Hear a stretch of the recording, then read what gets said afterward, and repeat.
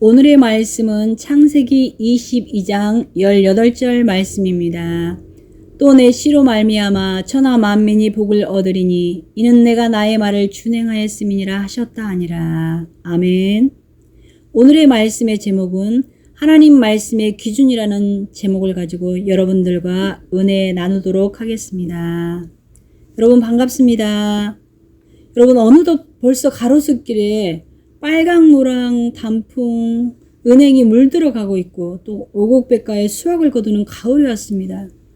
여러분 마음 또한 풍성한 성령의 은혜가 넘치는 시간 되시기를 축복합니다. 우리는 여러분 각 사람마다 가지고 있는 본분이 있습니다. 아버지로서 어머니로서 또 자녀로서 직분자로서 또 학생으로서 이런 본분들이 있는데 학생은 학교에서 열심히 공부하는 본분을 가지고 있습니다. 그래서 학교의 교과서를 공부하고 또 학습지 문제지를 수많은 교재를 풀고 읽어보고 암기하면서 노력을 합니다. 저도 예전에는 문제집을 풀어보았습니다. 많이 풀지는 못했지만 풀었는데 풀다가 모르면 저도 모르게 정답지를 보고 싶은 마음이 간절해져요. 그래서 풀기도 전에 정답지를 보게 되는데 거기서 그냥 답만 보고 적고 다시 복습을 하지 않았습니다. 잘하는 친구들은 문제를 풀고 정답을 확인한 후에 틀린 부분이 있을 때 다시 한번 그 문제를 이해하고 자기 것으로 만들었습니다. 그래서 그 친구들은 참 성적이 좋았어요. 이렇게 우리가 아는 모든 것에는 문제가 있고 정답이 있습니다. 예전에는 정말 산기도하러 가는 분들이 참 많았습니다. 그런데 지금은 이제 코로나 시대를 통해서 더 우리가 기도하기가 힘든 상황입니다. 그런데 왜 그들이 산기도를 하러 갔습니까? 왜 그렇습니까? 문제가 있기 때문입니다. 주님 앞에 기도하며 그 문제의 답을 얻기 위해서 기도를 하러 가는 것입니다. 해결받기 위해서 100일 기도 그리고 60일 40일 작정하며 기도했습니다. 그래서 원하는 답을 받은 사람도 있고 또 주님을 만나는 체험을 하는 사람도 있고 또 답을 얻지 못하는 사람도 있었습니다. 답을 얻지 못하는 것이 또한 답이 되기도 했습니다. 우리는 이 땅을 살면서 수많은 문제의 산을 넘을 때 평지가 있고 오르막이 있고 또 내리막이 있고 또 그것을 계속 반복하다가 결국 정상에 도착합니다. 우리가 겪는 그 인생의 문제는 학습지나 문제집 안에 있는 그 고정된 문제보다 훨씬 더 복잡한 것 같습니다. 사람과의 이해관계, 서로의 대인관계 등 그 아무리 복잡한 인생의 문제라도 어느 정도 시간이 지나면은 답은 있기 마련입니다. 그 답안지는 말씀 안에 있고 우리 예배 가운데, 기도 가운데 있는 것입니다. 오늘 말씀, 본문의 말씀을 보면 창세기 22장 5절에서 13절의 말씀이 예배를 드리기 위해서 길을 떠나는 아브람과 이삭이 나옵니다. 하나님은 아브람에게 믿음이 있는가 없는가 시험하기 위해서 그 100세에 낳은 아들 이삭을 제물로 바치라고 합니다. 도저히 사람의 기준으로는 이해하기 힘들고 납득하기 힘든 상황입니다. 그러나 아브람은 자기 삶의 기준에 문제를 두는 것이 아니고 하나님 말씀의 기준을 두고 자기가 그렇게도 아끼고 사랑하는 이삭을 제물로 드리기로 마음을 먹고 모리아 땅 주님이 지시하는 그 한 산으로 이삭과 함께 길을 나섭니다. 그러나 모든 것이 준비되었는데 제물이 없는 것이에요. 이삭이 아버지에게 묻습니다. 불과 나무는 있는데 번제할 어린 양이 어디 있습니까? 물을 때 아브람은 하나님이 친히 준비하시라고 말합니다. 이삭을 번제로 드리려고 할 때 주님은 아브람의 믿음이 얼마나 큰지를 알았습니다. 그래서 그에게 큰 복을 주고 내 씨가 성하여 하늘의 별과 같고 바닷가의 모래와 같게 하신다 말씀하십니다. 만약 아브람이 자기의 생각과 기준으로 말씀을 순종하지 않고 그곳에 가지 않았다면 아브람은 믿음의 조상이라는 타이틀과 그 큰 복과 그 씨로 번성하는 축복을 받지 못했을 것입니다. 그 두 부자는 문제를 부여잡고 예배의 자리로 갔습니다. 정말 힘들지만 예배의 자리로 갔습니다. 그래서 정답을 얻게 되는 것입니다. 준비하시고 예배하시는 하나님을 만나보게 되는 정답을 얻게 되는 것이었어요. 어느 목사님 어머님의 간증입니다. 그 어머님이 시집을 갔어요. 그런데 그 집을 갔는데 자자손전 제사를 드리는 종갓집이었어요. 그 어머니에게는 믿음이 있었습니다. 그렇지만 그 길지 않은 믿음이었어요. 제사는 자자손손 4대가 멸망하는 무서운 죄라는 것을 이미 말씀을 통해서 알고 있었습니다. 그래서 그는 제사하지 않았습니다. 제사 음식을 만들지도 준비하지도 않았기 때문에 그 남편과 어머니 일가 친척들로부터 헤아릴 수 없는 그 비난과 욕을 얻어먹고 모진 괴롭힘을 살았다고 그래요. 너무나 힘들고 정말 고통스러울 때마다 포기하고 싶고 그냥 내가 제사를 드리려고 나약한 생각이 들 때도 있었다고 하는데 그렇게 무섭고 두려웠지만 내가 하나님 말씀의 기준을 두고 내 삶을 살아가기 위해서 견뎌냈다고 그래요. 그래도 맞기도 정말 수차례 하면서 한 번 맞으면 일주일에 꼼짝할 수 없는 그 고통 속에서도 제사 때마다 핍박은 계속되었습니다. 하필 종갓집이라 그 한 달에 한 번꼴로 1년에 11번의 제사를 지내니 그러니 365일을 가족 간의 그 싸움과 분쟁으로 지쳐갈 대로 힘든 삶을 살았던 것입니다. 이 세상의 이치로는 열의 아홉이 한 사람에게 너 잘못했어! 하고 다그치면 그 한 사람은 실수나 잘못을 하지 않아도 하는 사람이 되는 것입니다. 그러나 그 모진 고통 속에서도 그 믿음을 지키고 제사하지 않고 하나님의 말씀대로 준행하였더니 가정 식구들이 하나 둘 주님 앞에 돌아오는 축복으로 바뀌며 그 어머니의 말씀에 가르침이 있었기에 아들을 훌륭한 지혜종으로 키울 수 있었다고 합니다. 하나님 말씀은 다수의 의견이 아니라 소수의 의견이라도 절대적인 말씀입니다. 세상의 교훈과 다르고 세상의 이치의 정답과 다를 수밖에 없어요. 유교의 기준으로 보면 예수를 믿는 기독교인들은 조상의 은덕을 모르는 불효자들입니다. 공자는 또 부모가 세상을 떠난 날을 기리며 제사 지내는 것이 인간의 도리이며 효도라고 가르치고 죽은 조상들을 모시라고 우상숭배를 하게끔 가르칩니다. 사람의 영혼은 여러분 천국과 지옥으로 나뉘어 갑니다. 상을 차려놓고 와서 식사라고 권하는 것은 말씀에 위배되고 없습니다. 그러나 우리는 살아계실 때 한 번이라도 더 찾아뵙고 공경하고 그들을 전도하고 또 효도하라고 성경은 가르치고 있습니다. 출애굽기 20장 12절의 말씀을 보면 내 부모를 공경하라. 그리하면 너의 하나님 나 여호와가 내게 준 땅에서 내 생명이 길리라. 아멘. 고린도전서 10장 20절의 말씀을 보면 대저 이방인의 제사하는 것은 귀신에게 하는 것이요 하나님께 제사하는 것이 아니니 나는 너희가 귀신과 교제하는 자 되기를 원치 아니하노라. 아멘. 세상의 인간관계의 교훈과 성경의 교훈은 이렇게 다릅니다. 세상의 교훈을 따르면 이 땅에서 핍박을 면할 수도 있고 또 삶이 편해질 수도 있습니다. 그러나 우리가 영혼을 두고 본다면 그 결과는 고통과 절망, 저 지옥불로 떨어지는 고통이 있을 것입니다. 나의 잣대는 세상을 기준으로 삼고 있는가?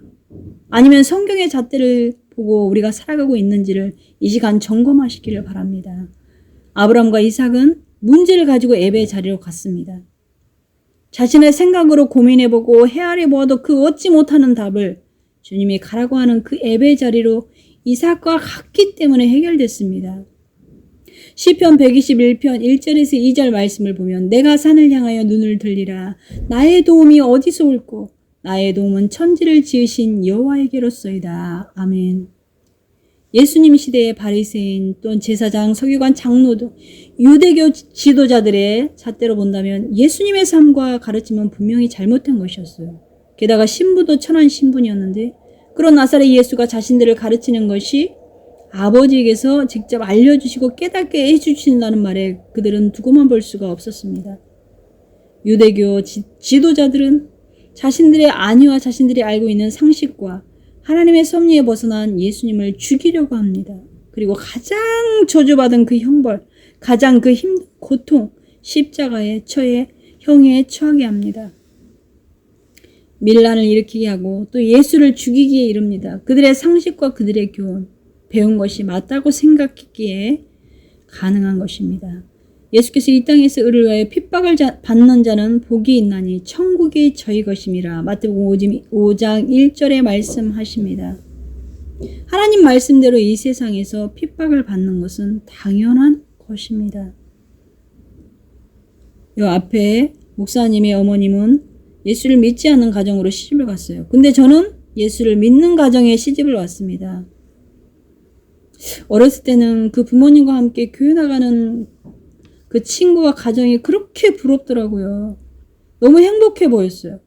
어린 마음에 제가 주님 앞에 기도하기를 하나님 저희 엄마 아빠도 예수 믿게 해주세요. 그래서 우리 가정도 정말 행복하게 해주세요 라고 기도했던 기억이 있습니다.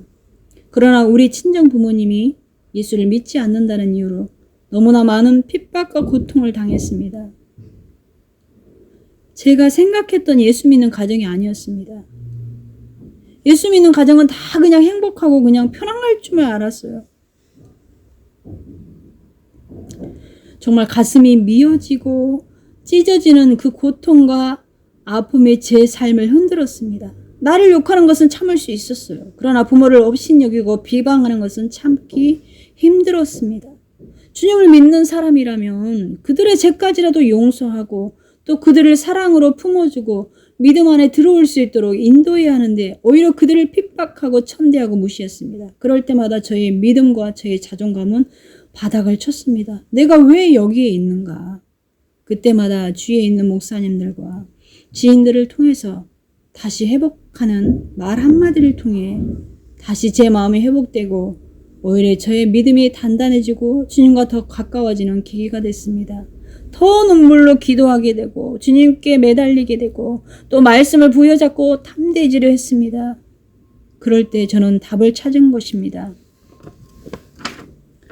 두려워 말라 내가 너와 함께함이라 놀라지 말라 나는 내 하나님이 됨이라 내가 너를 굳세게 하리라 참으로 너를 도와주리라 참으로 나의 의로운 오른손으로 너를 붙들리라는 이사야 41장 10절의 말씀을 주님이 주시면서 제가 그 힘든 고통 가운데 이혼이라는 힘든 시간을 보낼 수 있었지만 이겨내며 주님께서 저를 통해서 많은 자들에게 천국 복음을 증거하는 주의 종으로 사용하기 위해서 준비했다는 것을 알게 된 것입니다. 아무리 능력이 있고 귀신을 쫓고 애원하는 능이 있다 해도 그 안에 사랑이 없으면 울리는 꽹과리와 같다고 했습니다. 주님은 저 죽어가는 영혼을 사랑하고 불쌍히 여기라고 주님 품으로 인도하라고 저에게 말씀하십니다. 마태복음 7장 5절에 보면 외식하는 자여 내 눈 속에 들포를 빼어라. 그 후에야 밝히 보고 내 형제의 눈 속에서 티끌을 빼리라. 아멘. 똥 묻은 개가 겨 묻은 개를 나무란다는 속담과 같이 먼저 여러분 나를 확인하고 나의 기준을 과감하게 버려야 합니다. 저의 남편 목사님께서 군대에서 있었던 일을 간증하더라고요. 많은 목사님들의 그 군대 시절의 간증들을 많이 들었습니다. 정말 대단했습니다. 근데 남편 목사님도 그런 군대 시절이 있었다고 합니다. 군대를 딱 가서 주일날 예배를 드리러 가려고 하니까 가지 말라고 하는 거예요. 왜 가지 못하게 하는가 봤더니 이는 신병들이 심부름도 하고 뭐 이것저것 뭐 정리동정 허드렛 일을 다 신병들이 해야 되는데 그 막내들이 교회 간다고 하니까 못 가게 하는 거예요. 그때마다 까짓거 내가 매를 한두 번 맞아본 것도 아니고 또 학교 다닐 때도 뭐 기합도 받고 맞기도 많이 하면서 때리면 때리라는 그 각오로 교회를 갔다고 합니다. 다녀오면 어김없이 불러서 내가 가지 말라고 했는데 왜 갔느냐고 윽박지르고 또 때리고 얼차를 계속 받고 괴롭힘을 당하는 거예요. 다음 주에는 꼭 가지 말라고 또 명령을 합니다. 그러나 다음 주에도 또 가요. 또 매를 맞고 얼차를 받고 고통을 당해요. 그러면서 한 달 동안 그렇게 매를 맞고 업신을 당하고 당했어요. 그래서 그 업신을 당해도 그 기준을 본인 삶에 두지 않고 주님 앞에 주의를 지키는 기준으로 삼고 갔다고 합니다. 그런데 한 달 후에 갑자기 또 부르더랍니다. 아유 오늘 또 맞게 생겼구나. 그러면서 갔는데 하는 말이 야 너 진짜 예배 드리러 가는구나. 너의 믿음이 참 대단하다. 내가 인정한다 그 믿음. 다음 주부터는 교회에 나갔다 오라고 말을 들었다고 합니다. 그 와중에 많은 믿는 자들이 교회 가는 것을 도중에 포기하는 병사들이 많았다고 합니다. 용기를 가지고 담대히 주님 말씀의 기준을 삼고 죽으면 죽으리라는 각오를 가지고 주의를 지켰더니 주님께서 그들의 마음을 움직였던 것입니다. 우리도 언젠가 될지 모르는 우리의 환난 날에 교회에 가고 기도하고 찬양하는 것들이 힘들어지는 그날이 온다면 그 모든 환난을 이길 수 있는 믿음 주시기를 기도하시고 또 말씀으로 무장해야 할 것입니다. 살고자 하는 자는 죽고 죽고자 하는 자는 산다고 하는 말씀과 같이 내 기준과 생각으로는 이길 수가 없지만 용기 주시고 능력 주시는 그 십자가의 권능으로 승리하는 저와 여러분 되길 소망합니다. 세상의 기준잣대로 본다면 교회에 작업하기 싫어서 농땡이 부리려고 가는 걸로 보입니다. 그러나 그는 주일이 아닌 다른 날은 정말 뛰어다니면서 다른 누구보다도 모든 일에 열심과 성실로 맡은 일에 충성했다고 합니다. 그래서 그런 것 때문에 휴가도 많이 나왔다고 그래요. 정말 열심히 뛰어다녔다고 간증을 한 적이 있었습니다. 예배를 드리러 가는 것을 이해 못하는 사람의 기준과 꼭 예배를 드리러 가야 하는 사람의 생각은 다릅니다. 성경에 하지 말라고 하는 것은 안 하면 되는 것이고 또 하라고 하는 것은 해야 합니다. 쉽지 않습니까? 그러나 여러분 어렵습니다. 이것이 바로 하나님의 기준이고 성경 안에서 살아가는 우리의 삶의 기준입니다. 우리는 어떤 상황과 고통이 왔을 때 내 기준에 잣대를 두고 판단하고 행하는 것이 아니라 아브라함과 같이 미리 예비해 놓을 주님을 바라보면서 믿음으로 모든 일을 잘 이겨나가시기를 예수님의 이름으로 부탁드립니다. 여러분 주 안에서 다 축복받은 사람입니다. 이 험한 세상 살아갈 동안 주 안에서 승리하는 여러분 되시기를 예수님의 이름으로 축복합니다. 기도하겠습니다. 오늘도 말씀을 전하게 하시고 듣게 하시고 아버지께 영광 돌리게 하심을 감사드립니다. 지금껏 나의 중심적이고 내 생각이 지배적인 삶을 살아왔다면 이제는 하나님의 중심적이고 하나님과 함께하는 삶을 살 수 있는 믿음 있는 자가 되게 하옵소서. 우리는 어떤 기준으로 살아야 할지 혼란스러울 때가 많았습니다. 그러나 이제 말씀을 통하여 내가 어떻게 주의 영광을 위해 살 수 있을까? 어떻게 해야 후회 없는 삶을 살 수 있는지 깨닫게 하시고 믿음 안에서 모든 일에 승리하게 하옵소서. 감사드리며 예수님의 이름으로 기도합니다. 아멘.